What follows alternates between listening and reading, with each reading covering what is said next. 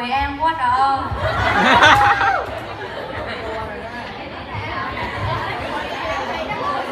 Này con bé tôi em biết.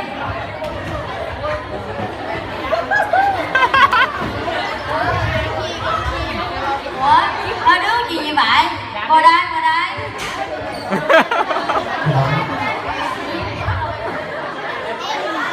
Chị có thể giúp gì cho hai đứa? Nói đi. À, chị biết rồi nè. Ở đây có 3 thứ mà em muốn mua. Thứ nhất, thử. Thứ hai, quay thử. Thứ ba, cô su. Xong rồi em, ở đây có nhiều loại lắm. Em muốn mua loại nào?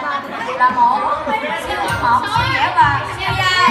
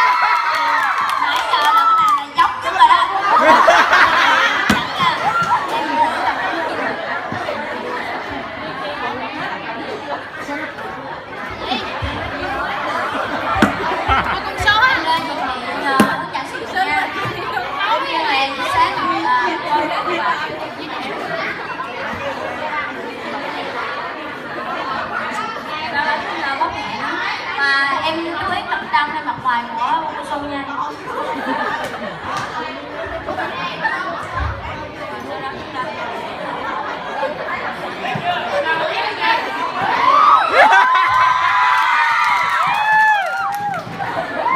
Sau khi sử dụng xong thì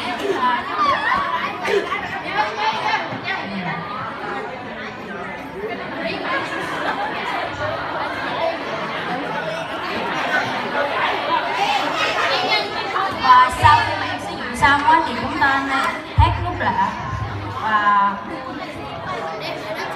đó để nó đỡ vệ sinh.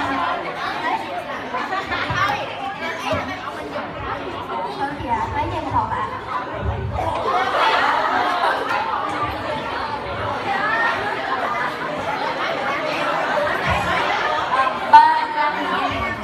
Cái đầu hết đứa tốt khi mà tư vấn thì đến đây chị tư vấn cho em và xin mời chị.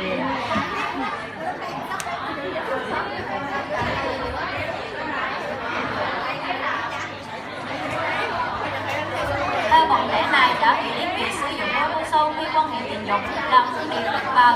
Tuy nhiên, sử dụng Bogoso đúng cách lại còn tuyệt vời hơn.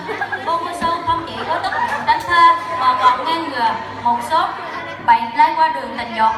Mọi người hãy tự bảo vệ bản thân mình như hai bọn trẻ này nhé, để khỏi gây hậu quả và ảnh hưởng đến tương lai của mình.